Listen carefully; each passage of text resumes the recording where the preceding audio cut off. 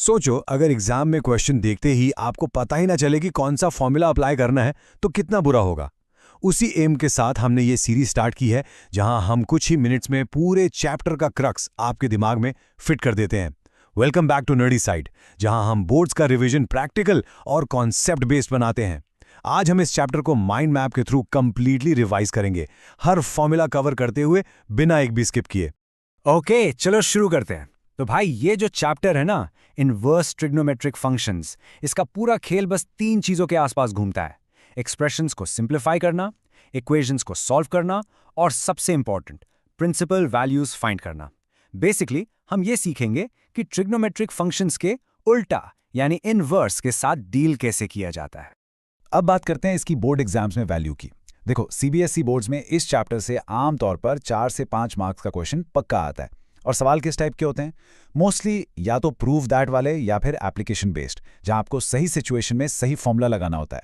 इस चैप्टर की जो नींव है ना, इसका फाउंडेशन, वो एक बहुत सिंपल कॉन्सेप्ट पर बेस्ड है।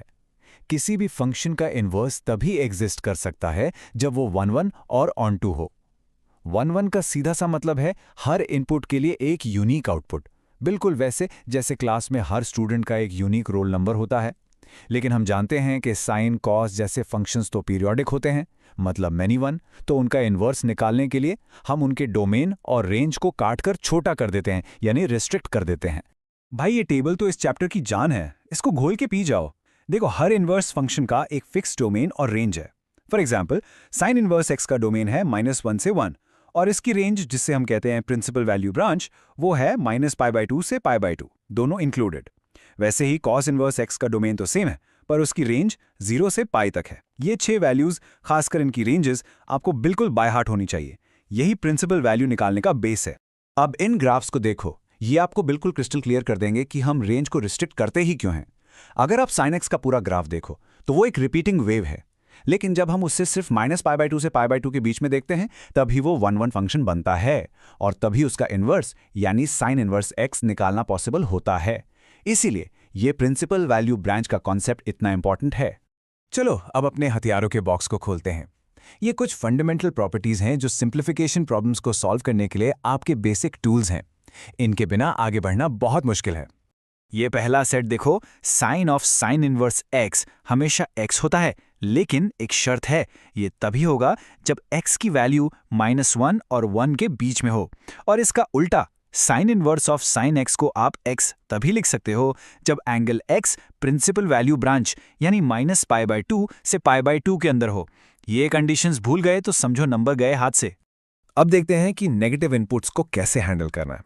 इनको याद करने का बेस्ट तरीका है 2 फैमिली बना लो। पहली फैमिली है साइन इनवर्स, टैन इनवर्स और कॉसेक इनवर्स की। ये सीधे साधे हैं, माइनस साइन को सीधा बाहर फेंक देते हैं। लेकिन दूसरी family cos inverse, sec inverse और कॉट इनवर्स, ये थोड़ी स्पेशल है। यहां कॉस इनवर्स ऑफ -x सीधा माइनस कॉस इनवर्स x नहीं होता, बल्कि pi minus cos inverse x होता है। ऐसा इसलिए क्योंकि कॉस इनवर्स की रेंज 0 से पाई तक होती है। तो नेगेटिव इनपुट को उस रेंज में लाने के लिए हमें पाई से सब्ट्रैक्ट करना पड़ता है। ये एक बहुत ही कॉमन मिस्टेक एरिया है, ध्यान रखना। अब आगे बढ़ते हैं इन 3 कॉम्प्लीमेंट्री आइडेंटिटीज पर। सोचो, ये 3 भाई बहन हैं, sine inverse x plus cos inverse x, tan inverse x plus cot inverse x और secant inverse x plus cosecant inverse x. इन तीनों पेयर्स का सम हमेशा π/2 होता है। ये बहुत पावरफुल फॉर्मूलाज हैं, खासकर प्रूफ वाले क्वेश्चंस में जहां एक फंक्शन को दूसरे में कन्वर्ट करना पड़ जाता है। ये एक तरह के पाइथागोरन आइडेंटिटी का ही इनवर्स वर्जन है। ओके, बेसिक टूल्स हो गए। अब आते हैं हैवी मशीनरी पर। ये जो सम एंड डिफरेंस फॉर्मूलाज है ना, ये प्रूव दैट टाइप के क्वेश्चंस की जान है। इनके बिना वो क्वेश्चन सॉल्व करना ऑलमोस्ट इम्पॉसिबल है। अब आते हैं इस चैप्टर के सबसे इंपॉर्टेंट और सबसे ट्रिकी फॉर्मूला पर, tan inverse x plus tan inverse y। भाई इस फॉर्मूला पे तो रेड स्टार लगा लो। सबसे बड़ा ट्रैप यही होता है। स्टूडेंट्स फॉर्मूला तो रट लेते हैं कि tan inverse of x plus y upon 1 - xy होता है, लेकिन इस कंडीशन xy लेस देन 1 को चेक करना भूल जाते हैं। ध्यान दो, ये फॉर्मूला सिर्फ तभी लगेगा जब xy 1 से छोटा हो। अगर xy 1 से बड़ा हुआ तो फॉर्मूला में पाई प्लस ऐड करना पड़ता है, और एग्जामिनर यही नंबर काटता है। माइनस वाला फॉर्मूला इस मामले में काफी सीधा है। और ये है इस चैप्टर का ब्रह्मास्त्र, the Swiss army knife, 2 tan inverse x का फॉर्मूला। इसके 3 अलग अलग रूप हैं। एक साइन इनवर्स की फॉर्म में, एक कॉस इनवर्स की फॉर्म में और एक टैन इनवर्स की फॉर्म में। आपको कौन सा यूज करना है, ये इस बात पर डिपेंड करेगा कि क्वेश्चन के राइट हैंड साइड यानी आरएचएस पर आपको क्या प्रूव करना है। बहुत वर्सेटाइल और बहुत इंपॉर्टेंट। चलो अब किताबों से बाहर निकलते हैं और एक्चुअल एग्जाम हॉल के प्रेशर को फील करते हैं। नॉलेज होना एक बात है, पर उससे टाइम पर प्रेशर में सही से अप्लाई करना बिल्कुल दूसरी। देखते हैं कि अप्रोच क्या होनी चाहिए और कॉमन गलतियां क्या हैं। पहला सबसे common question type, find the principal value. ये देखने में बहुत आसान लगता है, पर इसमें भी गलती हो सकती है। जैसे साइन इनवर्स ऑफ 1/√2। इसको सॉल्व करने का थिंकिंग प्रोसेस समझो। स्टेप 1, मान लो y equal sine inverse 1/√2। Step 2, इसका मतलब क्या हुआ कि साइन y की वैल्यू 1/√2 है। अब दिमाग में आएगा, अरे ये तो बहुत सारे एंगल्स पे होता है, रुको, यहीं पे रुकना है। स्टेप 3, अपने दिमाग में साइन इनवर्स की रेंज को याद करो, जो कि है -π/2 से π/2 तक। स्टेप 4, अब सोचो उस रेंज के अंदर आने वाला एंगल कौन सा है, सिर्फ π/4, तो प्रिंसिपल वैल्यू हुई π/4। रेंज चेक करना सबसे जरूरी है। दूसरा कॉमन टाइप है प्रूव दैट वाले questions. For example, tan inverse A plus tan inverse B को किसी चीज के इक्वल प्रूव करना। यहां अप्रोच बिल्कुल सिस्टमैटिक होनी चाहिए। स्टेप 1, सबसे पहले लेफ्ट हैंड साइड को घूर के देखो, इसकी शक्ल किस फॉर्मूला से मिल रही है। हाँ, tan inverse x plus tan inverse y से। स्टेप 2, सबसे इंपॉर्टेंट स्टेप, फॉर्मूला लगाने से पहले कंडीशन चेक करो, क्या A और B का प्रोडक्ट 1 से छोटा है। स्टेप 3, उस कंडीशन के हिसाब से सही फॉर्मूला अप्लाई करो।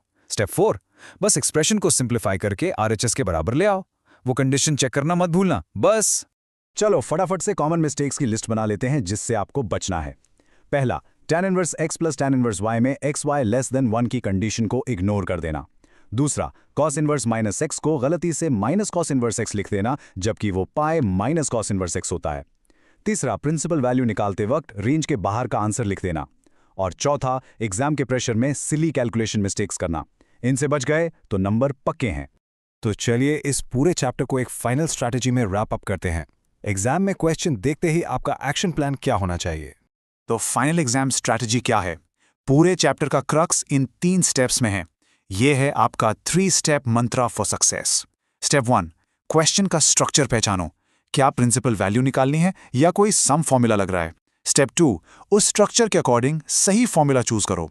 और स्टेप 3, सबसे जरूरी, फॉर्मूला अप्लाई करने से पहले साइंस और कंडीशंस को डबल चेक करो। कॉज इनवर्स माइनस x में पाई माइनस लगेगा या नहीं, tan inverse x plus tan inverse y में xy लेस देन 1 है या नहीं। अगर आपने इन 3 स्टेप्स को फॉलो किया, गलती के चांसेस बहुत बहुत कम हो जाएंगे। तो ये था इनवर्स ट्रिग्नोमेट्रिक फंक्शंस का एकदम कंप्लीट और फास्ट रिवीजन। अब माइंड मैप को एक बार खुद से रिवाइज करो और प्रैक्टिस क्वेश्चंस हमारे टेलीग्राम चैनल से सॉल्व करो। याद रखिए, मैथ सिर्फ देखने से नहीं, प्रैक्टिस से मास्टर होती है। All the best.